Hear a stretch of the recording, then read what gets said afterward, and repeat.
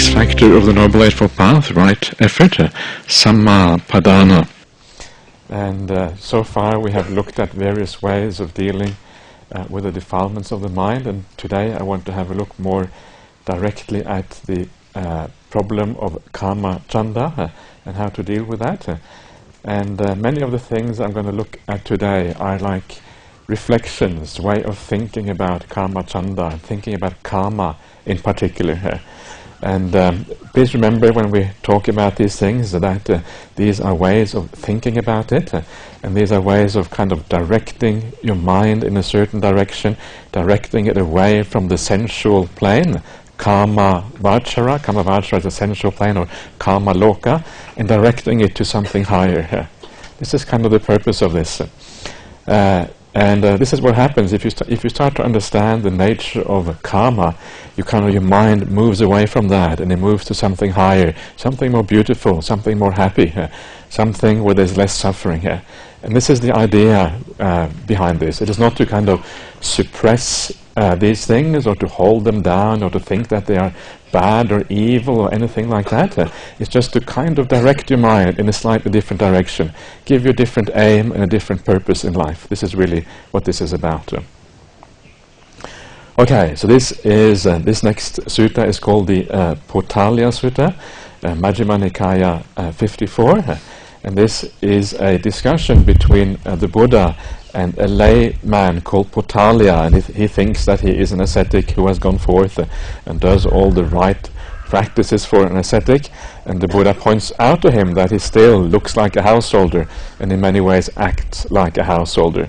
And these are the similes, that the large 6 or 7 similes that the Buddha brings out to show the limitations of karma, the problems with karma. Now when I read this, please keep in mind that the word karma has 2 different meanings in the Pali language. Karma means the desire, the sensuality, the feeling of desire inside. That's karma. But karma, especially karma in the plural, when it's used in the plural, also means the objects of the sensual world. All the things that we desire in the world. That's also karma.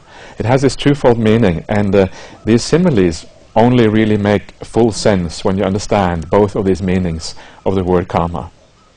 So let's see what the Buddha has to say about these things.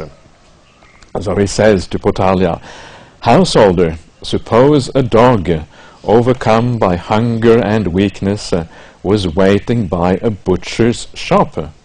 Then a skilled butcher or his apprentice would toss the dog a well-hacked, clean-hacked skeleton of meatless bones smeared with blood. What do you think, householder? Would that dog get rid of his hunger and weakness by gnawing such a well-hacked, clean-hacked skeleton of meatless bones smeared with blood? No, venerable sir. Why is that? Because that was a skeleton of well-hacked, clean-hacked, meatless bones smeared with blood. Eventually, that dog would reap weariness and disappointment. So too, householder, a noble disciple considers thus. Sensual pleasures have been compared to a skeleton by the Blessed One. They provide much suffering and much despair, while the danger in them is great." Right, so this is sensual pleasures for you. Doesn't sound very interesting, does it, when you see it like that? So these symbols are very stark, very strong, and they kind of give you a very powerful feeling for how the Buddha regards sensual pleasure. When you look at it from above and you look down, it looks very different. When you're in the middle of sensual pleasures, you can't see these things. You're kind of blind to these things. But when you have gone beyond and you look down, suddenly these are the kind of similes that start to make sense. Right? That's what we're trying to get to. So you have this dog, right, overcome by hunger and weakness. So hunger here can be considered as a metaphor for craving, right? Craving is like hunger. You're hungry, you want things, you desire things. And weakness, dubalya, in Pali, means I think here the point here is that when you crave a lot, when you have a lot of desire, your mind gets weak. You lose the strength of the mind. The mind's energy is dissipated, and you often feel tired. one of the reasons you have sloth and torpor and the mind is not bright is precisely because of kamachanda. Kamachanda saps the energy from the mind, diverts the energy. And this is why if you go beyond kamachanda and you enter a state of deep meditation, you get so energized. Energy comes from abandoning kamachanda and unifying the mind, allowing it to rest, not scattering the energy of the mind in thoughts, in craving, in all this movement, all this agitation and restlessness. So you are both weak and hungry, right? And what happens when you're weak and hungry?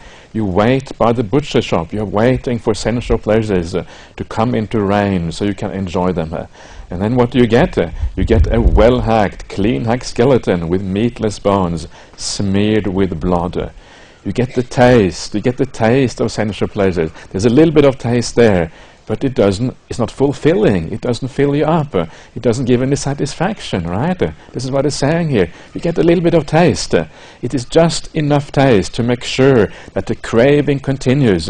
So you run off to the next butcher's shop, and the same thing happens again, right? And then the next butcher's shop, and then the next one. And so on. Life keeps going from shop to shop, from birth to death, and then from another life after that. And we keep on running around, never understanding that we're actually looking for happiness in the wrong place. Every time we get the taste of blood, there's a little bit of happiness there. Maybe the next time I will find satisfaction and fulfillment through sensual pleasures. Not understanding that every time the skeleton is well hacked, there's no meat on that skeleton. And this is a beautiful way of understanding the difference between a deep state of samadhi and the pursuit of sensual pleasures. Sensual pleasures are always like hollow. They never really satisfy. They never really give a sense of fulfillment. And because they don't fill you up, craving re-arises, and you keep on running after it again, and still it doesn't fulfill you. There's always this hole inside of you, right? This emptiness inside of you that doesn't fill up. And so you keep on seeking, keep on running, again and again and again. This is what craving is about. It's like this itch which you scratch a little bit, and it never actually goes away. You never feel complete, satisfied and fulfilled. With samadhi, it's the exact opposite. You actually feel fulfilled. You feel complete. When you go into a state of samadhi because of the happiness and the bliss and the stillness and all the factors of samadhi here, you're not lacking in anything anymore. You have the happiness right here, right now. It's not somewhere in the future where the goal of craving lies. It is in the present moment. And for the first time in your life, the deeper the state of samadhi is, the more fulfilled and the more complete you feel as a person. You don't need anything else in the whole world. And you realize that this is what you were looking for all along, when you were running around, craving for things, looking for this object, looking for that object, trying to... Every time craving tells you, this time you will be happy. Every time craving is lying. It's not telling you the truth. You get there. It's a tiny bit of satisfaction, right? You get the taste of blood. And then the craving re-arises and you keep on running. And you're not satisfied. You're not fulfilled. And then one day you turn the mind a different direction. You try to meditate. You get into a very beautiful state of mind. And you realize that you have found that goal, that thing, that craving was promising you all along, but never delivered. Now you have found what you're looking for. And you feel complete. You feel whole as a person. That emptiness inside has been filled up once and for all. The hole is gone. And you feel a sense of true satisfaction for the first time. So this is a distinction here. There's a very different type of feeling. The kama, running after the kama chanda and the samadhi are two almost opposite sides of happiness.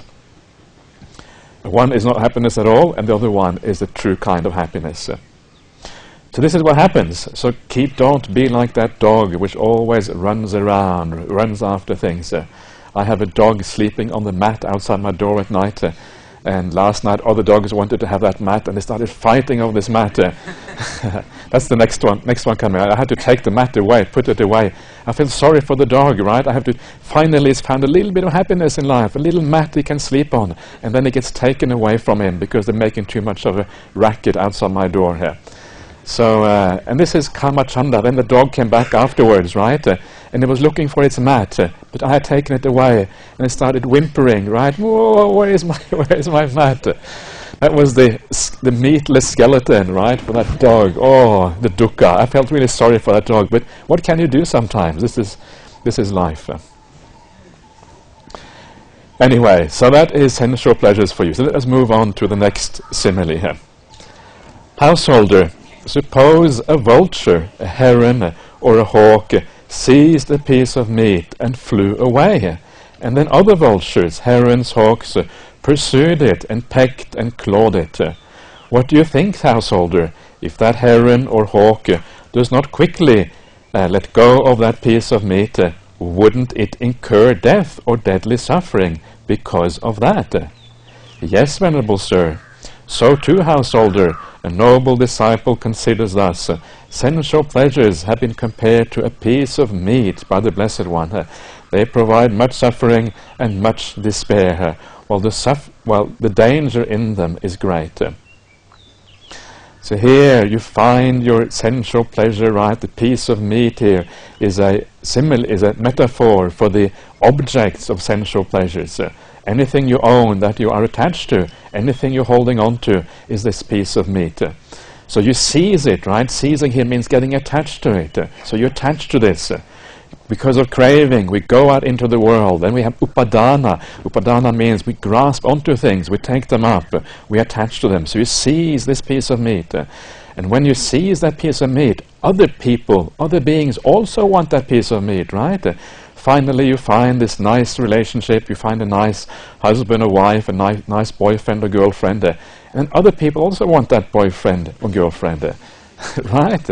This is what happens. This is the reality of things. So we're always a little bit suspicious, when they don't come back at the right time or whatever. This is how it works.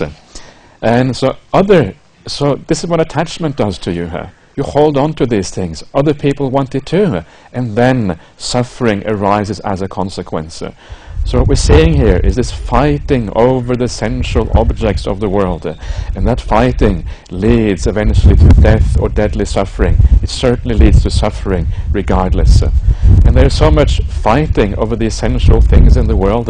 There is one of the classic things is when people are to get the inheritance from the parents, and the children fight over the inheritance. And the more wealthy the family is, the greater is the fight. Right? It's madness. The more wealth there is, it should be easy. Just, there's plenty for everyone. But no, the more wealthy you are, the more they fight over the inheritance. Or you go to work and you fight over the promotion, right? Because then you can make more money. The same kind of thing. Or and a lot of the things of the world are fighting, a lot of the problems in the world, a lot of the conflicts, a lot of the ill will, a lot of the aggression and violence is caused ultimately from the pursuit of sensual pleasures. Right? We want to control the resources in the world. That's why some countries fight to make sure that they kind of get hold of the oil resources of other countries, these kind of things. It comes back to this idea of sensuality, of being able to control things that give rise to people's very shallow form of happiness. And to understand a little bit better why sensuality always leads to violence and always leads to problem, this is also talked about elsewhere in the suttas. And this is taken from, this little sutta is taken from the Mahanidana Sutta in the Digha Nikaya 15, translated as the Great Discourse on Causation or Origination. And this gives a little bit of background to how it is that craving always leads to problems. It should be the next sutta in your booklet after this one. It's called DN15. The next one straight after this one here. Is it missing? It's missing. Okay. It doesn't matter. I will read it out for you. I've got it here. It's there. It is there. Okay, it is there. Yeah. Okay. Yeah. So this is how it goes. And so, Ananda, feeling conditions craving, right? If you feel, you must crave. We want the good feeling, want to avoid the bad stuff. Craving conditions seeking here. You want to satisfy your craving, so you seek for things. Seeking conditions acquisition here. Acquisition conditions decision-making. Decision-making conditions lustful desire. Lustful desire conditions attachment. Attachment conditions appropriation. That whole sequence is really about, once you seek for things because you crave, you get stuff, you heap stuff up, you attach to it, and it becomes mine. You consider it mine. This is what appropriation is about, is this feeling of this is mine. So because it is yours, it leads to avarice, right? You want more and more, you want to build it up. And avarice conditions the guarding of possessions. Because you become miserly, because you become niggardly, you don't want to share your possessions with others, you guard them and you make sure nobody else can take them. And then if other people also want those possessions, that is when the problems arise. Because of the guarding of possessions, there arise the taking up of stick and swords, quarrels, disputes, arguments, strife, abuse, lying, and other bad, unwholesome qualities. So a lot of the problems in the world arise from craving, from karma, from the desires that we have. I think it's very useful to understand that, because it makes sensuality so much less interesting when you understand that it always ends in these kind of problems. Either it ends in suffering for yourself because you have to give it up, right, the possessions, or it leads to problems with other people in this way. It always tends to head in that direction. Okay, let us move on to the next simile in the Potalya Sutta. Householder, suppose a man took a blazing grass torch and went against the wind. What do you think, householder? If that man does not quickly let go of that blazing grass torch, wouldn't that blazing grass torch burn his hand, or his arm, or some other part of his body, so that he might incur death or deadly suffering because of that? Yes, venerable sir. So too, householder, a noble disciple considers thus. Sensual pleasures have been compared to a grass torch by the Blessed One. They provide much suffering and much despair, while the danger in them is great. So a blazing grass torch, right? You use that because it gives you a little bit of light. You can see a little bit in the darkness. But then if you take that blazing grass torch and you go against the wind, so going against the wind here might be considered to that you attach to these things, right? That's kind of going against the wind. So when you go against the wind, when you attach to it, it throws the flames back onto you. Pieces of ash, pieces of the straw of the blazing grass torch comes back to you, and it sets perhaps your clothes alight, and it burns you very badly as a consequence. So again, it's this idea, you take up these sensual objects, right? Here it refers to the objects of the world. You attach to them, and as soon as you attach to them, you're setting yourself up for suffering. You will always suffer as a consequence of attachment, because attachment must always mean, in the end, that you will be separated from those objects that you are attached to. So you will burn as a consequence. So then you suffer because of that. I should maybe briefly also comment here on the Buddha says, so too, household, a noble disciple considers thus, right? So a noble disciple is the Arya Savaka in Pali. And of course the Aryans usually refers to the disciples who have attained one of the 4 stages of awakening, right? The stream mentor and the Arahat. So this is how the noble disciple considers that, because they understand the nature of these things.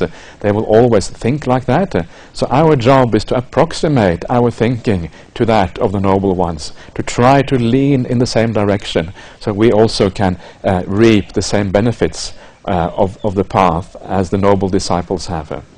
So just to just mention that so you understand what is going on now. Okay, so we can move on to the next simile. Householder, suppose there were a charcoal pit deeper than a man's height, full of glowing coals without flame or smoke. Then a man came who wanted to live and not to die, who wanted pleasure and recoiled from pain. and 2 strong men seized him by both arms and dragged him towards that charcoal pit. What do you think, householder? Would that man twist his body this way and that? Yes, venerable sir. Why is that? Because that man knows that if he falls into that charcoal pit, he will incur death and deadly suffering because of that. So too, householder and noble disciple considers thus: sensual pleasures, sensual objects, craving, have been compared to a charcoal pit by the Blessed One. They provide much suffering and much despair, while the danger in them is great. So this is a very, very strong simile about sensual pleasures, being compared to a charcoal pit, right? The coals, there's no flame or smoke, they're just so incredibly hot, just heat remains, nothing else is in there. And of course this is one of the great similes for craving, is that it is hot. It's the agga, it's a fire inside of you, and when your craving starts to die down, you feel much more cool, right? It's like the fire inside of you dies down. So, of course, when somebody drags you, imagine you get dragged towards sensual pleasures, right? And then because you understand the danger in sensual pleasures, somebody drags you towards a nice house that you could get, right? And now you don't want this house, so you twist yourself this way and that way to get away from that beautiful house. Or somebody has found a nice partner for you in life, a beautiful possible husband or wife, and no, you don't want it. You writhe your body or twist your body this way and that to avoid getting into this relationship with this person. That is what it's saying, right? If you understand the problem of sensual pleasures, you are avoiding these sensualities, and you're avoiding it as if it was a charcoal pit deeper than a man's height.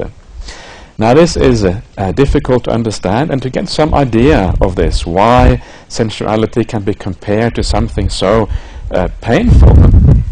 There is a beautiful sutta which talks about sensuality in great depth, which I'm not going to read the full sutta, but if you're interested you can have a look at that sutta, it's quite nice. This is the Magandhya Sutta, Majjhima Nikaya 75.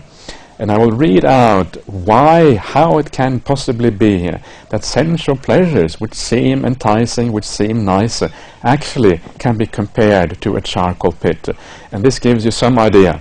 Of course, you may not understand this fully, but it will give you some inkling of what is going on there. So this is the next sutta after the previous one I was reading, and this is Majjhima Nikaya 75. And this is how it goes. So this is the one after the short one I was reading before on feeling and craving here. Suppose, Magandhya, there was a leper with sores and blisters on his limbs, being devoured by worms, scratching the scabs of the openings of his wounds with his nails, cauterizing his body over a burning charcoal pit. Cauterizing means you're burning, quite literally burning your body over this burning charcoal pit. Then his friends and companions, his kinsmen and relatives, brought a physician to treat him. The physician would make medicine for him, and by means of that medicine the man would be cured of his leprosy and would become well and happy, independent, master of himself, able to go where he likes. Then 2 strong men would seize him by both arms and drag him towards a burning charcoal pit. What do you think, Magandhya? Would that man twist his body this way and that? Yes, Master Gautama. Why is that? Because that fire is indeed painful to touch, hot and scorching. What do you think, Magandhya? Is it only now that fire is painful to touch, hot and scorching?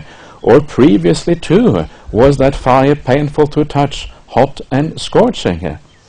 Master Gautama, that fire is now painful to touch, hot and scorching, and previously too, that fire was painful to touch, hot and scorching.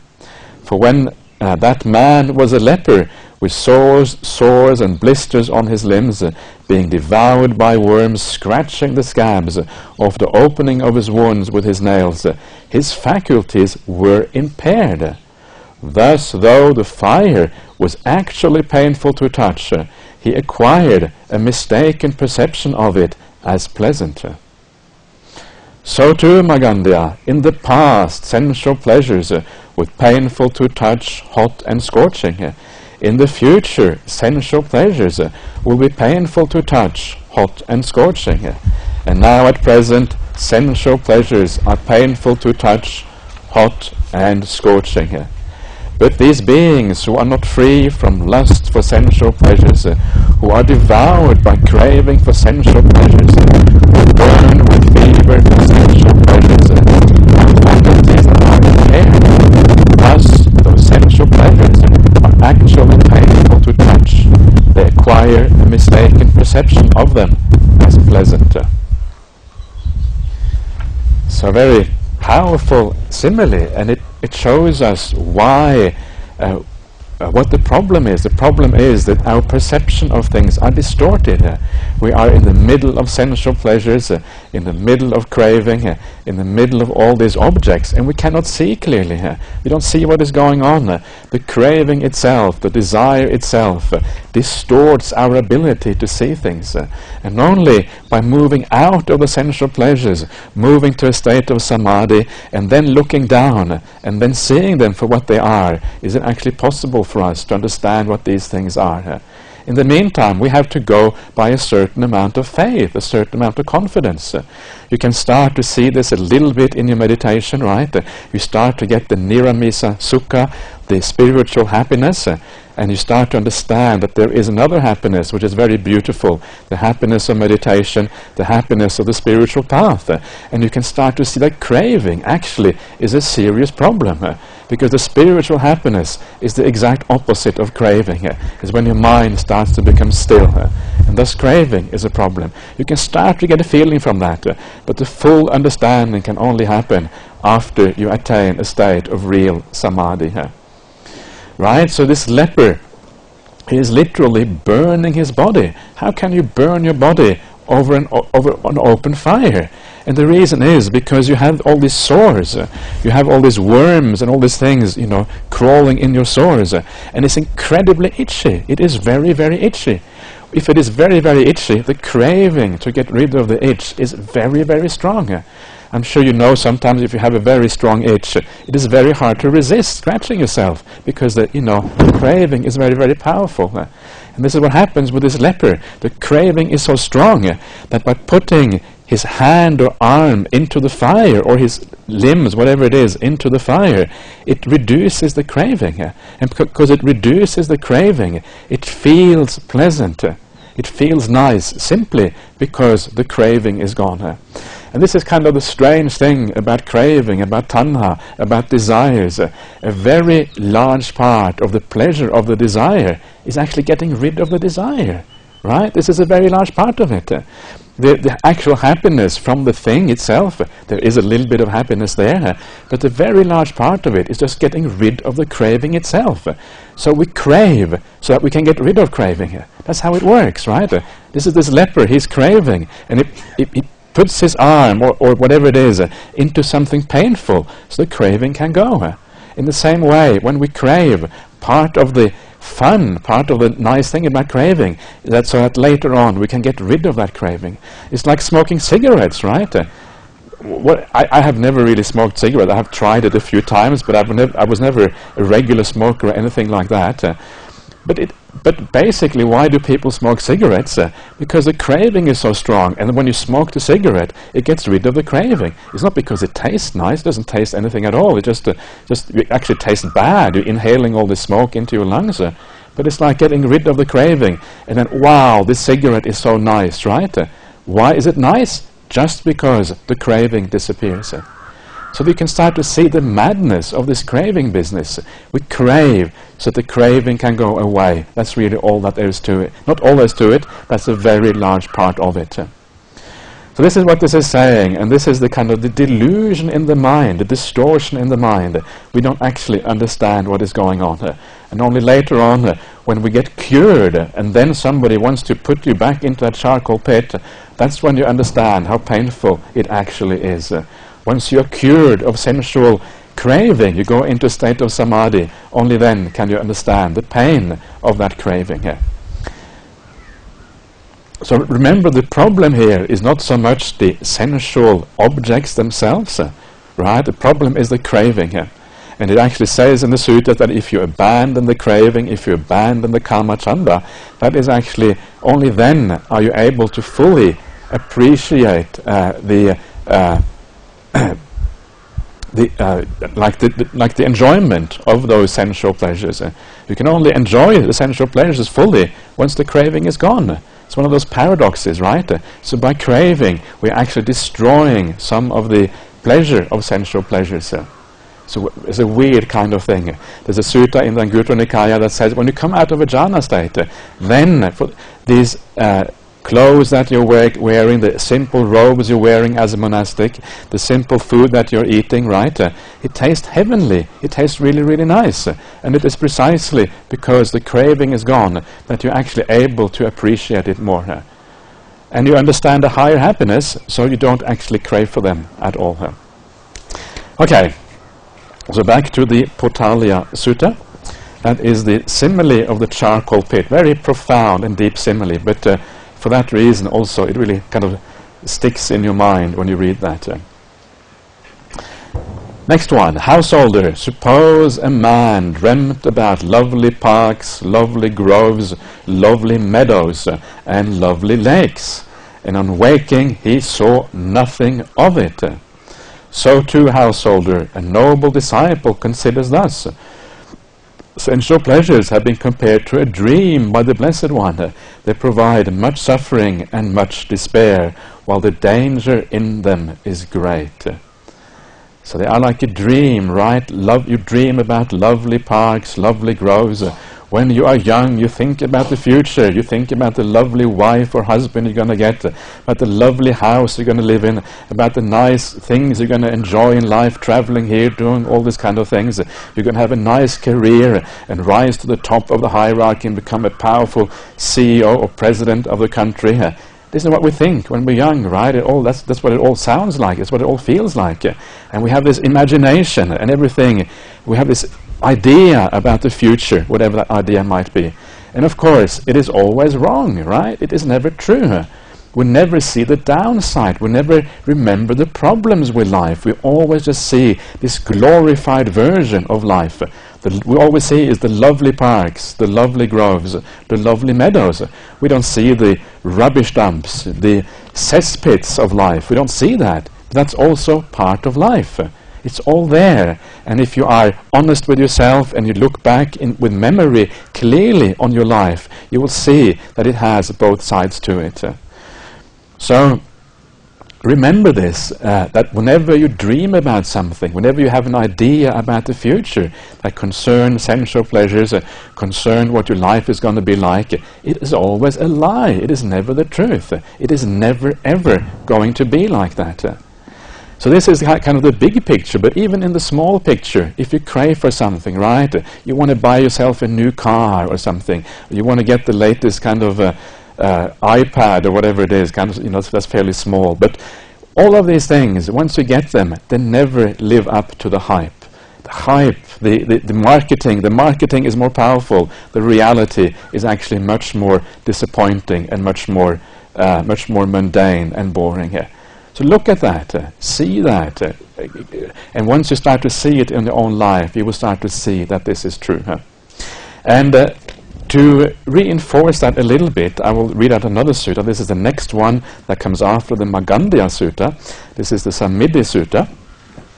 And this was a sutta that puzzled me for a while because I didn't really fully understand what is going on, but once you understand it in connection with a dream, it becomes easy to know what is going on with this particular sutta. So this is from the Samyutta Nikaya, from the Devata Samyutta, and all of these early Samyuttas in the Samyutta Nikaya are very nice. Lots of nice little suttas there, which can be quite inspiring here. This is one of these. This is Samidhi. Thus have I heard. On one occasion, the Blessed One was dwelling at Rajagaha, the hot springs park. Then the Venerable Samidhi having risen at the first flush of dawn, went to the hot springs to bathe. Having bathed in the hot springs and come back out, he stood in one robe, drying his limbs. I don't know if you have been to Rajagaha. Those of you who have been to Rajagaha, the hot spring park is still there, and people are still bathing in those hot springs. 2,500 years later, you go back to exactly the same place, and you can sort of get this feeling for this monk Samidi. You can kind of almost see him. It's quite changed now. It obviously looks very different. Now it's more like a public bath, but in those days it was probably a much simpler place. It's one of the nice things about going to India, to recognize all the places and the names that you find in the suttas. It's all still there, right? It's like going into history, going into the time of the Buddha. You get this feeling of the presence of the Dhamma when you actually see these things actually in real life. When you read about them, it's a bit distant, but when you go there, it becomes real. Anyway, so he went there to bathe, and he comes out drying his limbs. Then, when the night had advanced, a certain devata of stunning beauty, illuminating the entire hot springs, approached the Venerable Samidi. Having approached, she stood in the air and addressed the Venerable Samidi in verse. Without having enjoyed, you seek alms, bhikkhu. You don't seek alms after you've enjoyed. First enjoy, bhikkhu, then seek alms. Don't let the time pass you by. I do not know what the time might be. The time is hidden and cannot be seen. Hence, without enjoying, I seek alms. Don't let the time pass me by. Then that devata alighted on the earth and said to the Venerable Samidi, You have gone forth while young, bhikkhu, a lad with black hair, endowed with the blessing of youth, in the prime of life, without having dallied with sensual pleasures. Enjoy human sensual pleasures, bhikkhus. Do not abandon what is directly visible in order to pursue what takes time. I have not abandoned what is directly visible, friend, in order to pursue what takes time. I have abandoned what takes time in order to pursue what is directly visible. For the Blessed One, friend, has stated that sensual pleasures are time-consuming, full of suffering, full of despair, and the danger in them is still greater, while the Dhamma is directly visible, immediate, inviting one to come and see, applicable to be personally experienced by the wise. Right, so is this Deva. The Deva says, well, you have these sensual pleasures, they're right here, right? You are running after something in the future, this Nibbana business, who knows what that is all about? It's far away, you don't even know if you can actually get there, maybe you can't even get to this thing, and here you are, all around you are these sensual pleasures. So she or he, I'm not sure if it's a she or a he, but this is a Deva, and she has a point, right? Isn't that right? What do you think? Who is right here? Is the Deva right, or is Samidi right? Samidi says, oh no, these sensual pleasures are time-consuming. The Dhamma is right here. So who do you think is right? I asked this. I went to Indonesia a few weeks ago, and there was a big audience of people, and I asked them this question, and people said, oh yeah, the Deva must be right? Because that's being very honest, isn't it? It's very honest. That's what it feels like. The sensual pleasures are here. This Dhamma thing, we sit down, can't get anywhere in my meditation. What is going on, right? This is what it's often like. And this is where this understanding of the Dhamma and understanding sensual pleasures as a dream comes in. Sensual pleasures are always about craving. It's always about the future. It's always about what you haven't got yet. And then you get something, and it lasts a short while, and then craving re-arises. It always concerns the future, always concerns something you can't quite grasp. And you can never actually get there. There is no end point in craving. It just goes on and on and on. There is no final fulfillment. And that is the problem. And that is why it is always time-consuming. You never get there. But the Dhamma, the point of the Dhamma here, what this actually means when it says the Dhamma is immediately visible, is that if you practice in the right way right now, If you are able to do an act of kindness and generosity, and you do it with a good heart, straight away you feel an immediate sense of happiness in the present moment. If you sit down and you meditate, and your meditation goes in the right way, and you become peaceful and quiet, and you feel a sense of joy and happiness in that meditation, it is immediate. You have it right here and right now. So if you practice in the right way, if you see the defilement in yourself, and you abandon those defilements, you get the result of that abandoning straight away. This is what it means, that it is immediately,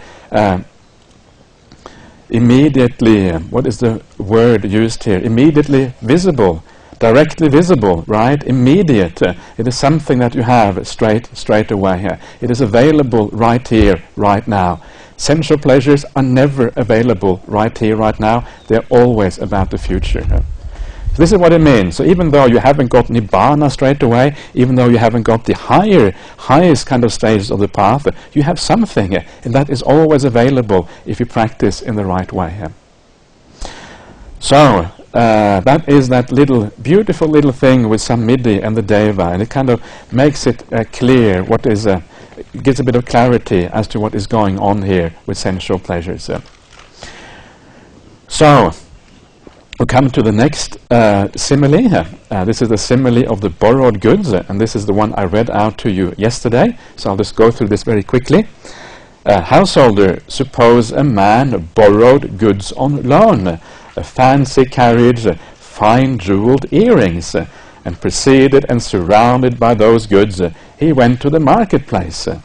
Then people seeing him would say, "Sirs, that is a rich man. That is how the rich enjoy their wealth."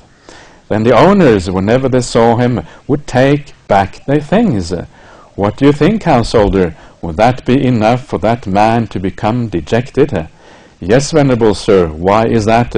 Because the owners took back their things. So too, householder, a noble disciple considers thus. Sensual pleasures have been compared to borrowed goods by the Blessed One. They provide much suffering and much despair, while the danger in them is great. So here, sensual pleasures means all the objects, all the relationships, everything that we attach to in this world, right? Everything we own, everything we attach to will have to be given back. Often it has to be given back right now in this life at some stage. But at the latest, it will have to be given back when we die. Everything will have to be let go of. Everything we have, everything we own, even our status and all these other kind of things that we build up in this life. So remember that, right? And again, what that means, of course, is that we focus on different things. We focus on things that we can take with us into the future. We focus on those things that are not really borrowed in the same way. And that is the spiritual qualities that we build up in our heart and in our mind. That is what we can take with us into the future after we pass away. So even those things eventually are borrowed, but they are less borrowed than the borrowed things in this life. Even those things eventually pass away, but they last a much longer time, the spiritual faculties. And of course, if we go all the way to Nibbana, take it all the way to the end, then all borrowing stops at that point. The end of borrowing, that's another name for Nibbana. That's interesting. Okay. Let us come to the very last simile, and this is also quite a rich simile, this last one. Householder, suppose there were a dense grove, not far from some village or town, within which there was a tree laden with fruit, but none of its fruit had fallen to the ground. Then a man came, needing fruit, seeking fruit, wandering in search of fruit, and he entered the grove, and saw the tree laden with fruit. Thereupon he thought, this tree is laden with fruit, but none of its fruit has fallen to the ground. I know how to climb a tree, so let me climb this tree, eat as much fruit as I want, and fill my bag. And he did so. Then a second man came, needing fruit, seeking fruit, wandering in search of fruit, and taking a sharp axe, he too entered the grove and saw that tree laden with fruit. Thereupon he thought, This tree is laden with fruit, but none of its fruit has fallen to the ground. I do not know how to climb a tree, so let me cut this tree down at its root, eat as much fruit as I want, and fill my bag." And he did so. What do you think, householder? If that first man who had climbed the tree doesn't come down quickly, when the tree falls, wouldn't he break his hand or his foot or some other part of his body, so that he might incur death or deadly suffering because of that? Yes, venerable sir, so too, householder, a noble disciple considers thus. Sensual pleasures have been compared to the fruits on a tree by the Blessed One. They provide much suffering and much despair, while the danger in them is great. So here you have this idea of a dense grove, right?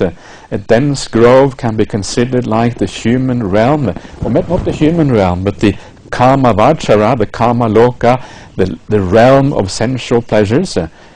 This is the realm of the sensual pleasures that we're in now. There's just everything we do, we're always moving around, we're seeing things, we're hearing things, always being attacked, so to speak, by the objects of the senses. So we are immersed in this grove, right? We can't see beyond this. This is everything we know. The five senses always being operational, always encroaching on us, and we can't know anything beyond that. So this is like the grove of life, and while we are in this grove, in this Kama Loka, we are wandering around, right, searching for sensual pleasures, and then we find this tree which is laden with sensual pleasures. So a lot of wandering around, we're always walking around searching for these things. And then we have to work for our happiness, right? Either we have to climb the tree or we have to cut it down at its root. It always involves work, the acquiring of sensual objects and sensual pleasures. We have to keep running after partners, trying to entice them one way or another. Or we have to work hard to make money so we can get all the sensual pleasures that we want. It always involves hard work to get these things. So this is part of the simile. And then eventually, after all that hard work, while you are immersed in this sensual world, and that is all you know, you cannot see beyond it, because the grove is so dense, you cannot see anything outside. Then you get up into the tree, and finally you get hold of those sensual pleasures, right? These beautiful mangoes high up in the tree here. And then you just hang out there, and you enjoy, you indulge, you get intoxicated, right? Intoxicated with the taste of the beautiful mangoes in that tree here. And this is what happens when we indulge in sensual pleasures. That is a type of intoxication. You forget what is dangerous. You forget that life is short. You forget that you have to conduct yourself well by body, speech and mind. And you start doing all kind of crazy things. And when a danger approaches, the danger being the man with the axe who wants to cut down the tree at the root, when a danger approaches, you are so completely involved with the enjoyment of sensual pleasures, you're so intoxicated, you cannot see that a danger has arrived. And because you cannot see that the danger has arrived, the tree falls over, and as a consequence you incur lots of problems. You get reborn in the bad realm because you have been misconducting yourself as a consequence of the intoxication with sensual pleasures. So this is what happens. And you think that you're going to enjoy yourself, but actually, in the long run, all you get is suffering because you're not careful, because you become heedless. You lose your care in the world, and you start doing stupid things as a consequence.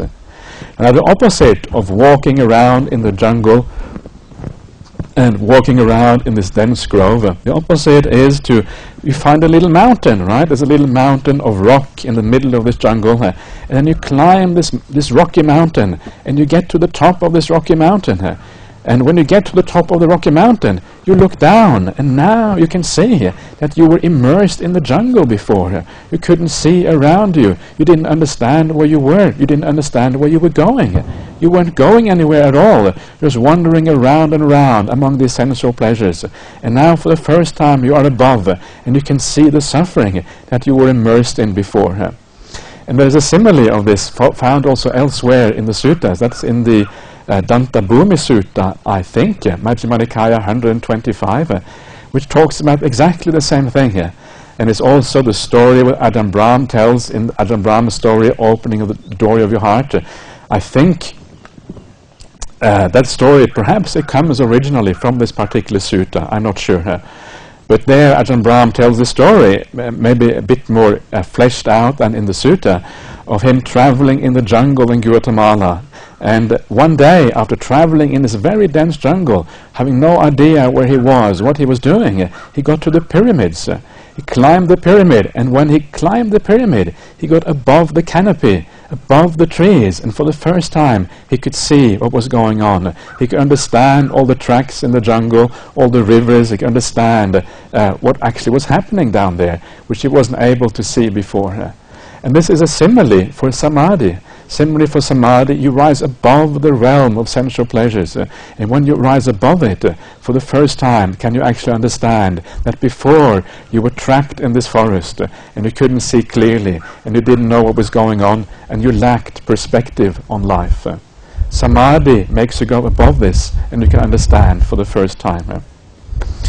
So that is the last simile there in this beautiful Potalya Sutta. So again, I recommend you just to reflect on these similes, see what it does to you, see if it has an effect, and if you reflect on these things in the right way, the purpose is to move you a little bit in the right direction, right? So when you meditate, you go a little bit more deeply because you are a little bit less attached to the objects of the world, and you have a little bit less desire for the worldly things, the kama gunas, as it's called in the Pali. That is really all. This is really the purpose of that. The purpose is not to kind of create some artificial disgust inside of you about sensual pleasures. The idea is just to guide your mind very gently in the right direction here. Okay, I will do one last quick sutta before we end for this morning. This is the last sutta on sensual pleasures, so it's quite handy to have a look at that now. And this is a sutta, I remember reading that a few years ago, and it struck me as a very interesting sutta. And again, it's about helping us to abandon sensuality here. So I will read through it, and I will comment very briefly on it afterwards. Because I will teach you a Dhamma exposition on union and disengagement. Listen to that. And what is the Dhamma exposition on union and disengagement?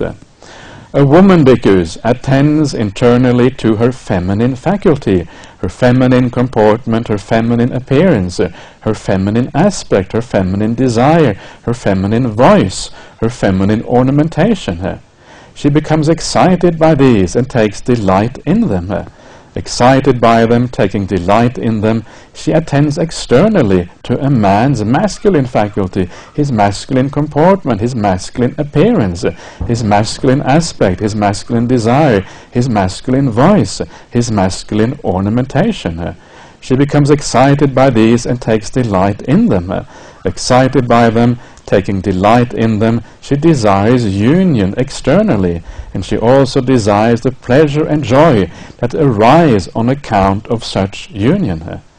Beings who are delighted with their femininity enter upon union with men. It is in this way that a woman does not transcend her femininity. A man, bhikkhus, attends internally to his masculine faculty, his masculine comportment, his masculine appearance, his masculine aspects, his masculine desire, his masculine voice, his masculine ornamentation. He becomes excited by these and takes delight in them. Excited by them, taking delight in them, he attends externally to a woman's feminine faculty, her feminine comportment, her feminine appearance, her feminine aspect, her feminine desire, her feminine voice, her feminine ornamentation. He becomes excited by these. He takes delight in them. Excited by them, taking delight in them, he desires union externally, and he also desires the pleasure and joy that arise on account of such union. Beings who are delighted with their masculinity enter upon union with women. It is in this way that a man does not transcend his masculinity. This is how union comes about. Right? So the desire, the sensual desire that you have for the opposite gender, it is rooted in how you regard yourself, how you look upon yourself. And if you delight in your own gender, if you identify with your own gender, right, I am a man, I am a woman, you identify with that, and you delight in that, and you look at yourself in the mirror and you kind of delight at what you see, gender-wise, then of course that is actually where the problem arises. So a lot of sensuality can be alleviated and can stop if we stop thinking of ourselves so much in terms of genders. If you just think of yourself as a human being, neither a man or a woman, and don't really think in terms of genders, you actually tend to go beyond the attraction and beyond the karma that is involved in this sort of thing, the sexuality, if you like. So very, very powerful. It is how we look at ourselves that really matters the most. And of course, this is what, when we look at the Asubha Bhavana, right? The Asubha Bhavana, the Asubha Kamatana, it is often talked looking at the 31 parts of the body. Then when we do that, we should always look at ourselves. This is where it comes from. Start with ourselves, because it is the attraction to ourselves that is the main problem and the starting problem for this whole thing. So look at ourselves first of all, diminish our attachment to our own gender and our own body. That is where it begins. And one of the things that I have noticed in life, that those people that I meet often who are the most proficient in meditation, who have gone the furthest on the spiritual path, they become almost like gender neutral. It's almost as you don't really think of them as men and women anymore. It's almost they have gone beyond that aspect of being a man and a woman. Physically they are still men and a women, but they don't act as if they are men and women. It's like psychologically they have gone beyond that. Somebody who is a very deep meditator, when they come out of meditation, there is a sense of kind of neutrality about them, which is very strange. Not strange, it's actually very freeing, right? And you actually relate to them as human beings, rather than relate to them on the basis of gender. And of course that is what you would expect, because the deep meditations, the Brahma Loka, the higher stages of meditation, they are genderless states. You go beyond gender. The Brahma realm, when you are a Brahma, there are no male and female anymore. Everybody is the same. You have gone beyond gender. This is one of the aspects. As you go through the meditations, you go through samsara, you reach the point where gender becomes irrelevant, and you have gone beyond that. So you would expect the same thing to happen to somebody who meditates very deeply. They will also have gone beyond gender to a certain amount. And it's interesting, because you see people like that, and I'm sure you have felt that yourself sometimes. When you see somebody who's gone a long way on this path, they lose that gender identity to a very large extent. So this means that try not to identify too much with your gender, and if you reduce that gender identity, you will also, this defilement will decline. And then we have the opposite case, and that should be fairly obvious now how that goes. And how does disengagement come about? A woman bhikkhus does not attend internally to her feminine faculty, to her feminine comportment, her feminine appearance, her feminine aspect, her feminine desire, her feminine voice, her feminine ornamentation. She does not become excited by these and take delight in them. Not excited by them, not taking delight in them, she does not attend externally to a man's masculine faculty, masculine comportment, masculine appearance, aspect, masculine desires, masculine voice, and his masculine ornamentation. She does not become excited by these or take delight in them. Not excited by them, not taking delight in them, she does not desire union externally, nor does she desire the pleasure and joy that arise on account of such union. Beings who are not delighted by their own femininity become disengaged from men. It is in this way that the woman transcends her femininity. You go to a higher plane, you go to a greater happiness, you go to the Brahma Loka as a consequence. A man bhikkhus does not attend internally to his masculine faculties, etc., his masculine ornamentation. He does not become excited by these or take delight in them. Not excited by them, not taking delight in them, he does not attend externally to a woman's faculty, feminine faculty, etc., her feminine ornamentation. He does not become excited by these or take delight in them. Not excited by them, not taking delight in them, he does not desire union externally, nor does he desire the pleasure and joy that arise on account of such union. Beings who are not delighted by their own masculinity become disengaged from women. It is in this way that a man transcends his masculinity. This is how disengagement comes about. This, bhikkhus, is the Dhamma exposition on union and disengagement. Okay, so that is all for this morning. We'll see you again this afternoon.